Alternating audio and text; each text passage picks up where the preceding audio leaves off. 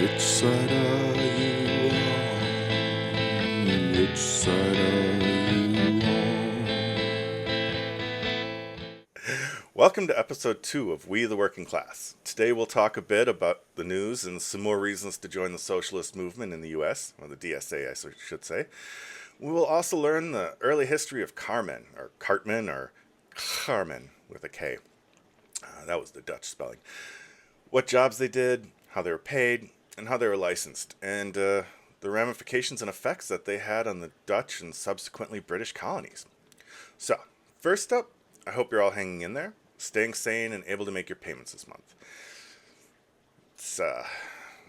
I'm not, so I hope you are. It's important to stay positive in these times. Let's lean on each other. If you try to lean and there's no one else there, you just fall. So let's just lean on each other in these times and try to remember that it's all of us against them and not us against us. So let's remain motivated and committed to fixing the party, country, by bringing some morality back to our economy, like we talked about last time in Hanauer's book. You'll hear me use that term a lot in the future. Moral, economic, like social morality. And it's a concept that, in my perspective, it goes back to Adam Smith. And from my perspective, it existed in the past when a Sears job, like a salesman, could retire a millionaire. And today, they call that a teenager's job. Well, Sears doesn't exist, but they call, being a salesman or a cashier a kid's job. And it really shouldn't be. So basically, like the pre-Jack Welch era, before it became like the business isn't beholden to the public or its employees, but to its shareholders. The small group of people who have given you money. Those are the people you have to make happy. So, fuck Jack Welch. And Susie Welch, too, just for good measure. And Ronald Reagan, just because he's Ronald Reagan. So, this way, if we bring back our social morality and start building from the center out again, this way we can begin to undo the damage of the last 50 years of almost cultish adherence to neoliberal policies. The same policies that have allowed the world's first trillionaire, even though that was just on paper and it was basically seems to be an elaborate shell game to make him look wealthier than he actually is. Yeah, just on paper, how many people had to lose their jobs just so Elon Musk could push up that number? How many other people have to lose their jobs so like Meta and Mark Zuckerberg can say, hey, look, we grew a little bit. We didn't spend all of our money. Ugh, screw this modern crap. Like at least Mansa Musa had like a pile of gold, like whatever. You could quantify it in a physical space. Anyway, with the current geriatric bunch of Democrats making the halls of Congress undoubtedly smell like the worst of the nursing homes, and APAC and corporate-owned ponds, like we saw Haley Stevens lose. That was nice. Hopefully, Adam Smith here will be the next one. And then we have John Fetterman. So, yeah, watch that. I was going to say sentient bag of skin, but I doubt the sentience of him at this moment. I think he's just got like an Israeli robot in him or something. Anyway, if we elect centrists and establishment Dems, we're just gonna slow the sinking, essentially. So we need to come out aggressive, come out swinging, and show them that DSA candidates are who we choose and are the future. So, yeah. Otherwise, we're never going to get healthcare. We're never going to dethrone the oligarchs. We're never going to stop being Netanyahu's bitch. And we're never going to stop the naked corruption from the Trump administration. It's seriously hurting these people and making our lives worse. But I haven't heard any centrists talking about putting these people on trial when they take control of the House and Senate. Which is disappointing. I've always voted Democrat, except for Bernie, who's technically independent, but I'm sanguine in seeing our support and enthusiasm for socialist Dems. Mamdani and El Sayed and Francesca Hong We need this. I truly believe we're at a turning point in our nation's history. So let's elect fewer millionaires, fewer lifers, like Adam Smith, my current congressman. You're going to hear me complain about him a lot because he's APAC owned, and I've gone to his town halls, and he's checked out, man. Like, he's just checked out. Whatever other people tell him to do, he does. So if you're a lifer like that, I mean, imagine you had a job that paid you like 175 grand a year. And you don't really have to do anything except call people and ask them for money, or occasionally do a town hall. Like, otherwise, you just show up at your committee meetings, rubber stamp any funds that go to the military and Israel. Seems like a sweet gig. Then you have a bunch of staffers to do everything else for you. So, I don't know. Let's get more progressive candidates. Let's get fighters. That's what I love about Kashama Savant here. She's a fighter. I think she'd be, ideally, be a great whip for the Democratic Party, personally. But we've got some good people there. Katie Porter, I think she still is a member of Congress. I'm not sure if she left to run for Senate. Katie Porter once said in a session that I saw of Congress, while talking to, I forget who she was talking to, someone about schools or something, and she basically said, what's the purpose? She asked the person who she was talking to, who wanted to defund schools. She said, what's the purpose of Congress? And this woman was like, what? And Katie Porter was like, no, what is the reason Congress exists? Why are we here? And the woman was just nonplussed. And so Katie Porter said, we're here to spend the American taxpayers' money. That's what it is. And she's 100% correct. Our Congress is there to spend our money. So, like Jon Stewart asked Fetterman this weekend, or this past week, like, why are you so dead set on supporting a country that isn't the U.S. when you yourself are a U.S. senator? Like, it's crazy. And he was just like, well, something about anti-Semitism. It was dumb. I don't know. But he's dumb too, so you saw my sigh earlier. Anyway, like, this is what we need to spend our money on. We need to understand this. Like, Congress is there to protect us from the president, to protect us from the Supreme Court, and to spend our money wisely. And we're not doing that. Like, right now, I saw an ad on LinkedIn the other day for fucking submarines. We're building submarines again. And I know there's a battleship that was commissioned. So here's an interesting bit of history. The last fucking battleship that was built was in 1944. It was decommissioned in 1960. Why? Because battleships don't fucking work anymore.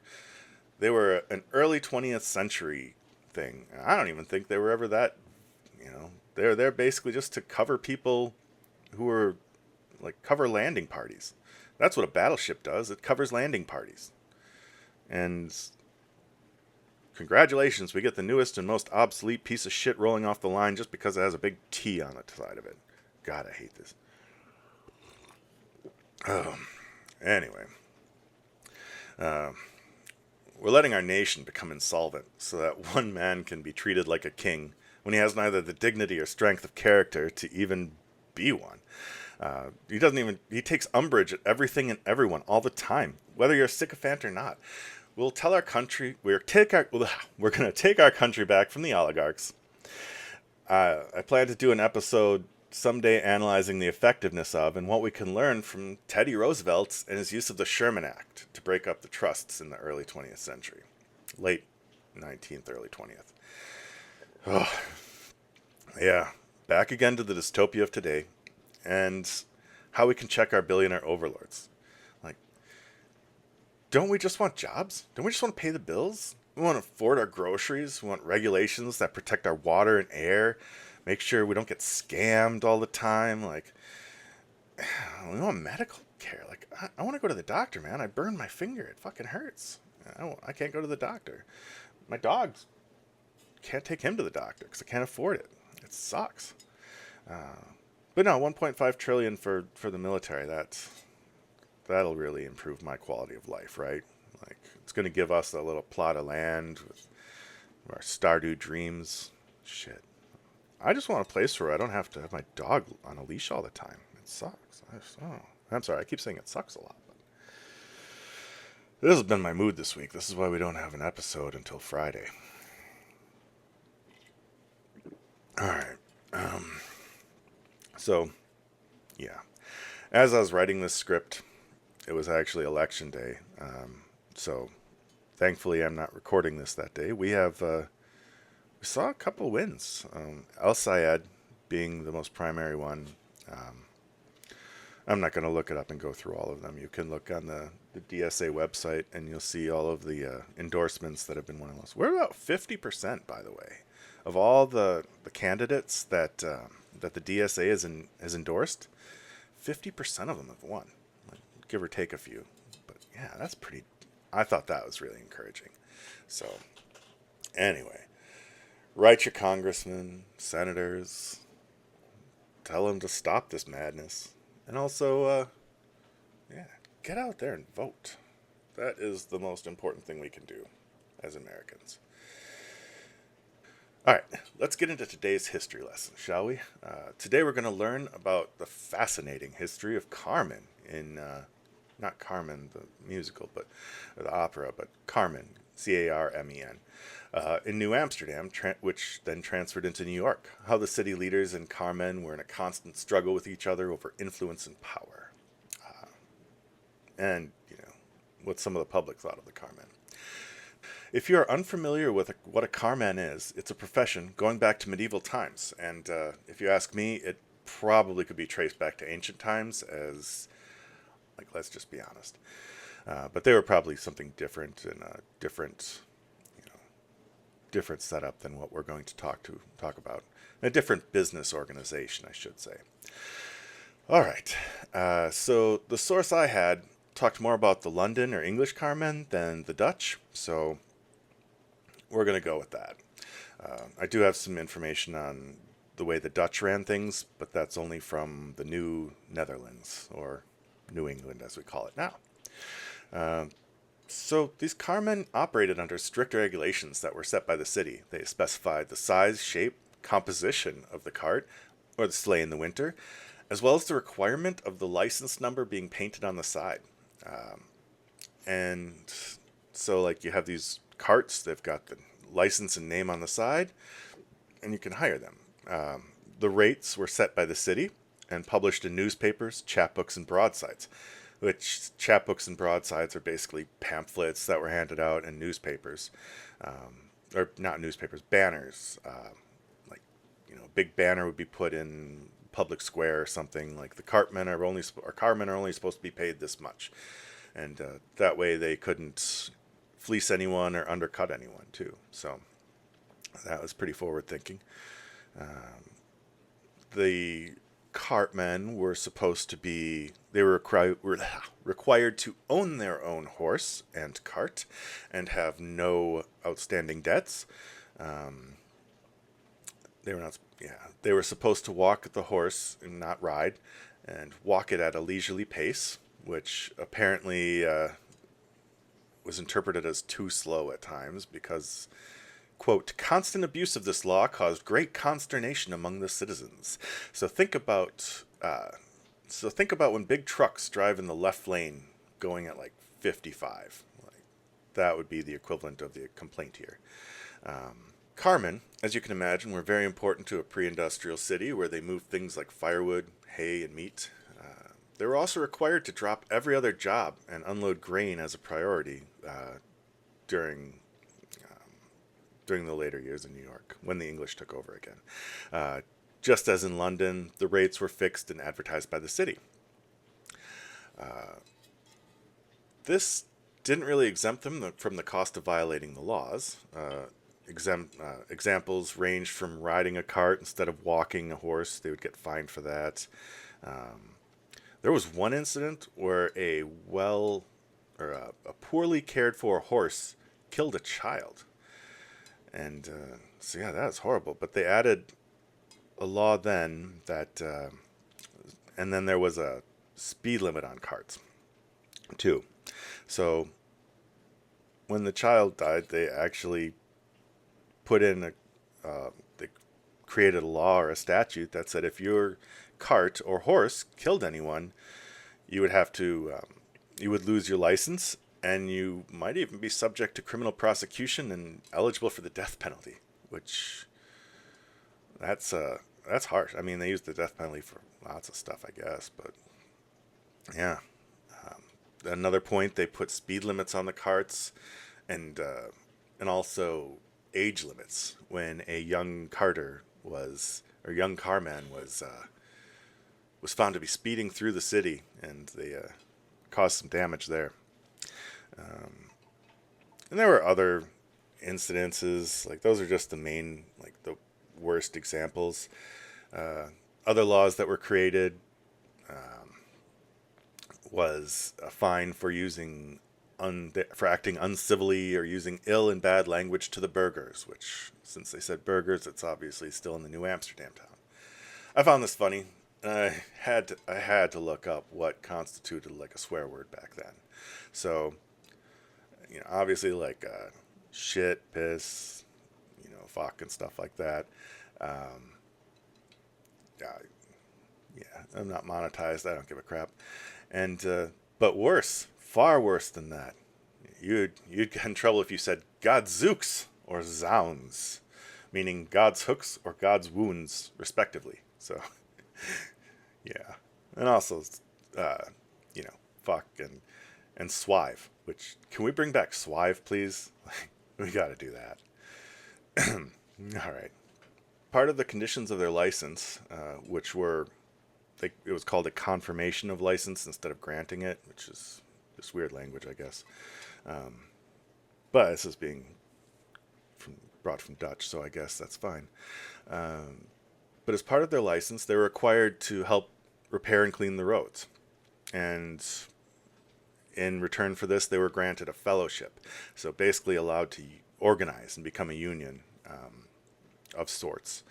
And there were only 8 Carmen at the time in New York City. Or this was New Amsterdam. So sorry if that gets confusing. But Carmen, as part of this, being granted the right to create a fellowship, they were also required then to haul away household dirt, which, in an era before plumbing and an era where chamber pots and outhouses that couldn't be left just buried, they had to all be collected because it's a city. So, an era before indoor plumbing. Think of what household dirt means. And now think of these guys who had to haul that. Not only did they have to haul it, they had to haul it at a reduced rate. So their normal rate per cartload was 3 shillings during English times. It was harder to find what it was during Dutch times. Apparently it was much more than the household dirt. So anyway, so here's what they were paid. Quote, 10 stivers seawant and no more. A stiver was a 20th of a guilder in Dutch money. So, like this is basically a dime. And I looked up what seawant was, because I've never heard that. It's also called wampum.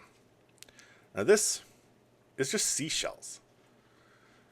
And I kind of struggled with this. Like, did people really get paid in seashells in New Amsterdam? Like, did they literally use, like, Native American trade tokens? Like, I don't know. I mean, maybe if they were still trading with the indigenous folks.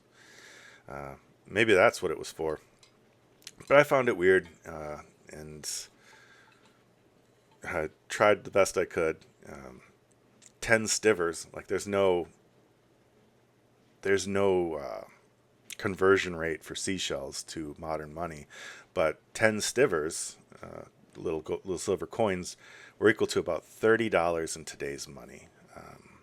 So, but it probably had the purchasing power of like $300 or $500, but still, like, I'm not carrying a cartload of human shit for $500. Like, that's not good.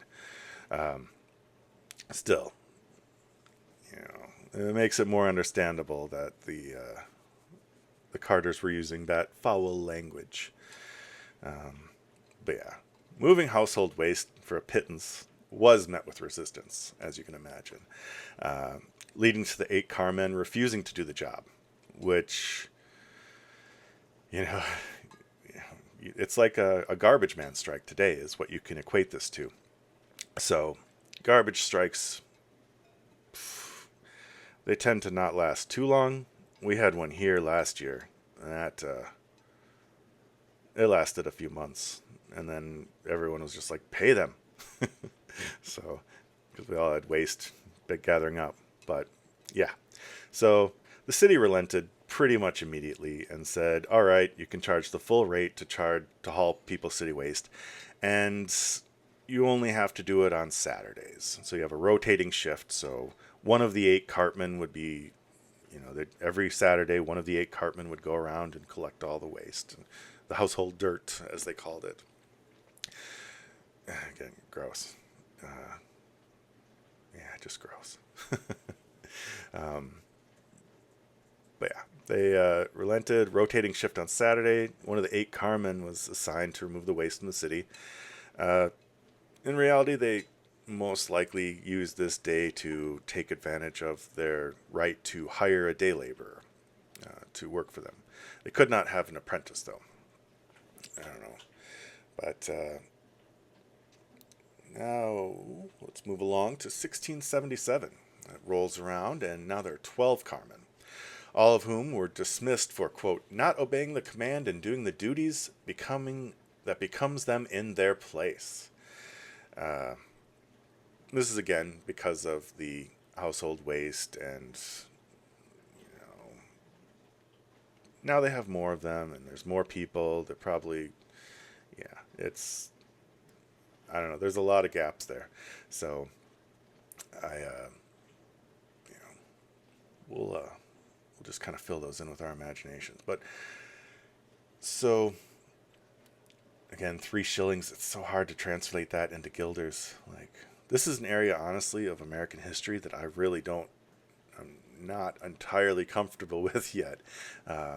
This pre-colonial stuff. I'm finding it so damn fascinating, though. I really want to keep studying this, but I have to move on. But anyway, the cartmen were fired, and because they didn't want to clean up the dirt.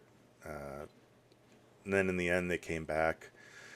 The city came back and said, all right, we'll hire you back. We'll charge you a full day's wage, or you have to haul 15 loads of dirt to the city wharf. So this is another one of those things where I'm just like, why? And I really couldn't find the answer. So why did they take the household dirt to the wharfs and not to the dump? Like, in the source, it said prior to the carmen having to carry the household dirt, the people would carry their own dirt to the dump themselves and dump it in a certain spot. So why take it to the wharf, not the dump? But maybe fertilizer? I don't know. That'd be fascinating. But yeah, it's let me know if you have any ideas or anything on that.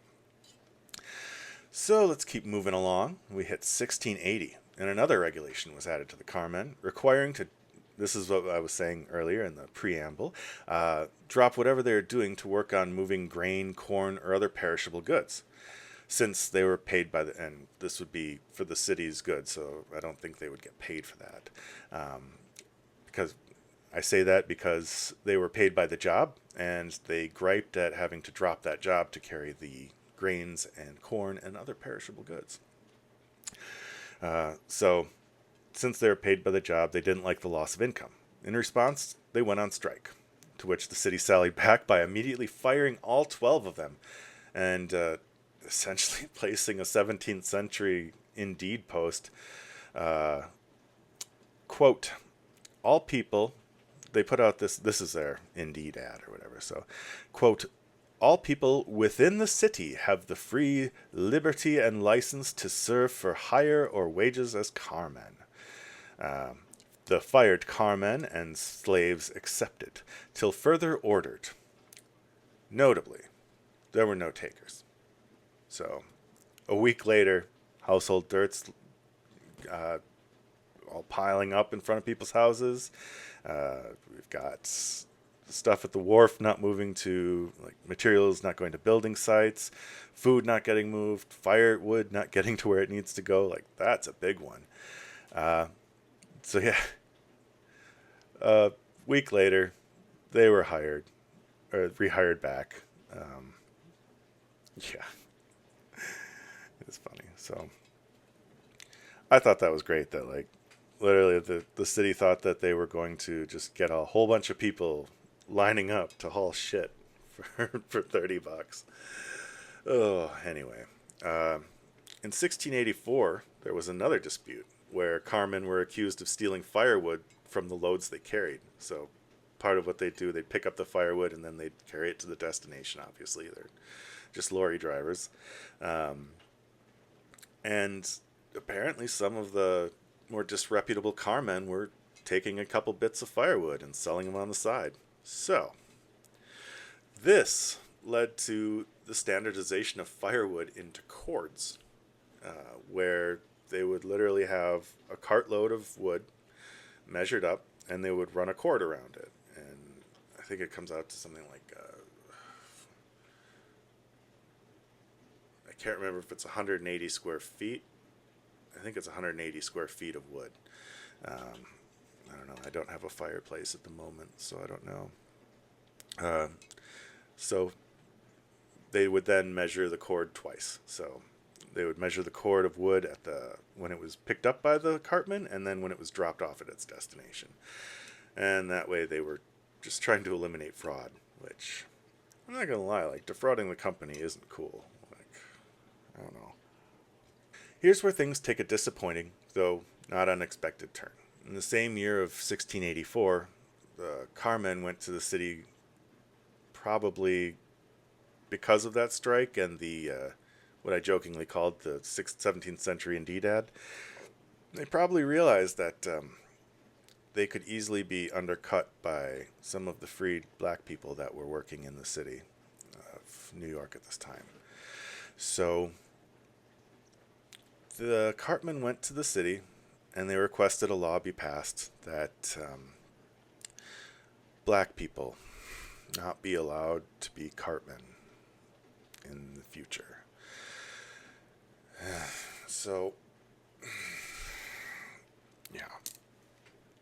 Fuck. So, I'm not saying I don't love my country.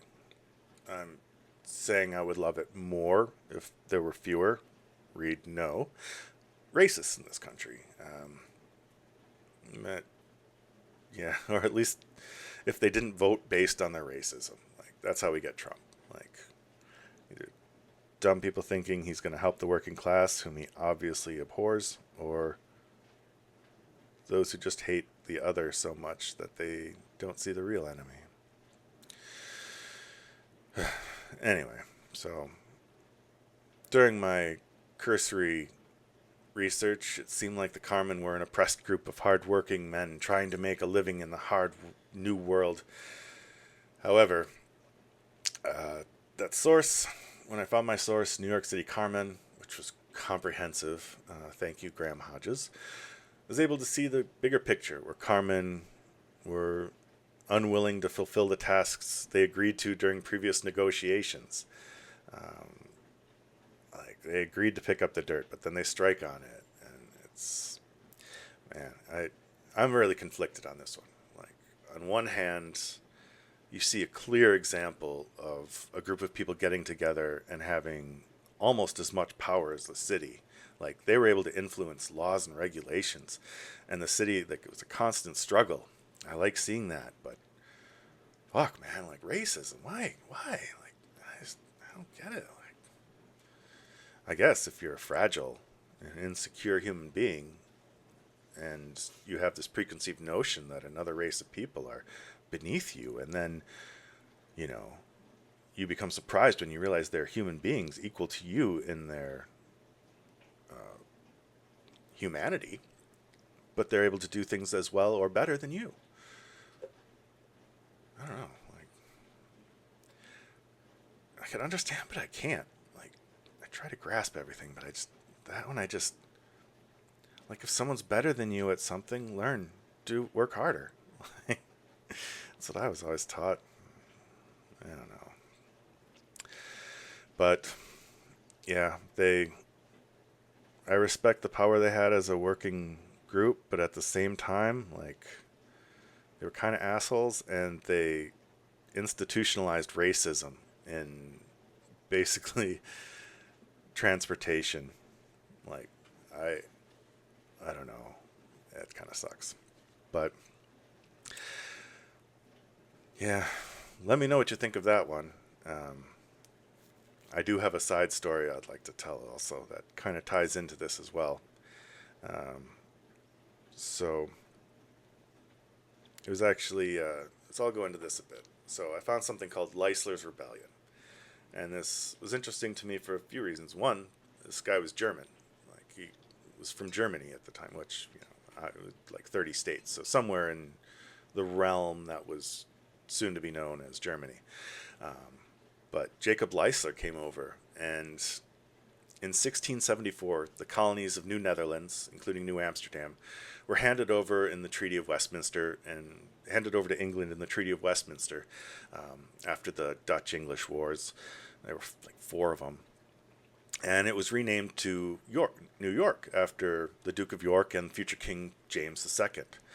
So James had converted to Catholicism in 1669-ish, somewhere around there. And when he ascended to the throne in 1685, the colonies of York and Jersey, which were formerly the Netherlands, which were Anglican, the English were Anglican. So all of a sudden you have this Catholic pope, and this is a time when Protestants and Catholics and are all kind of fighting and suspicious of one another. So Leisler and a group of other people thought, well, James II is coming in. He's Catholic. He's going to make us all be Catholic. Of course, James II was deposed for being a, quote, papist and just not being compatible with the English system. So the fears of becoming a Catholic colony were assuaged when William and Mary ascended the throne after the Glorious Revolution of 1688, where James was deposed. This must have given the colonists the idea they could depose a governor because he was deemed illegitimate. And so they did just that. As the governor left, there was a series of rebellions in New England, and prompted the City Council of New York to vote on a tax on merchants to rebuild the fort. AKA the wealthiest people in the city are the merchants, right? They restore and reinforce the city's defenses and forts. Merchants resisted strongly, and the measure failed. So, again, like, nothing's changed. Even under the imminent threat of violence and destruction for your city, the wealthy are still going to refuse to pay for anything that would benefit or protect the public. So, yeah, sounds about right to me. Anyway, the militia was gathering. There were some, like 3 major leaders. You don't need to know any of their names, but one of them, well, you'll need to know Leisler's. So one of them made a, quote, intemperate remark to another officer. And again, remember, these aren't like official army guys. These are just like, hey, you all have a musket, a hat, and some powder that's been issued to you, like, by the city, like, or we have a powder thing, you can go and get all your weapons and stuff. Like, it's just a militia, like these, people that regular people. So after these intemperate remarks by the militia leader, Jacob Leisler was appointed to militia captain, and he took up position in the fort. From here, the militia actually rebelled, refusing to leave the fort until the king sent a letter appointing a legitimate governor. Long story short, Leisler took control of the city until 1691, when Colonel Henry Slaughter was sent to quell the rebellion. Slaughter ended up sieging New York City, capturing it, arresting and hanging Leisler, and taking his land and property for the crown.